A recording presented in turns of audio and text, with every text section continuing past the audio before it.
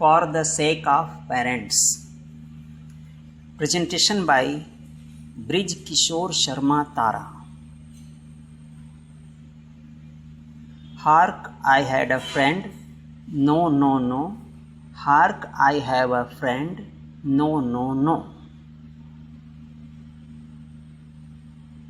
In fact, I have a crony who has a smile on his face catchy, and he is near while. Asked he one bad day? No, no, no.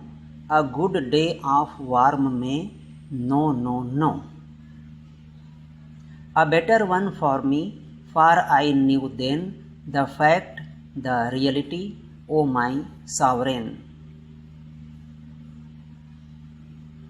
So he inquired of mockingly, no, no, no. He inquired of hesitatingly, no, no, no. He asked with sympathy full to my spouse, whose mind is very cool, like a recluse. In him, what tolerable? No, no, no. I mean, what special? No, no, no. What extraordinary which made you select him as husband, clumsy, though a man of dream? Blushed she knowingly? No, no, no. Smiled she attractively? No, no, no. Replied she innocently, my priority, pray listen, for a breadwinner regularly and no physic attraction. Saw none of his ugliness? No, no, no. Wished for no fairness? No, no, no.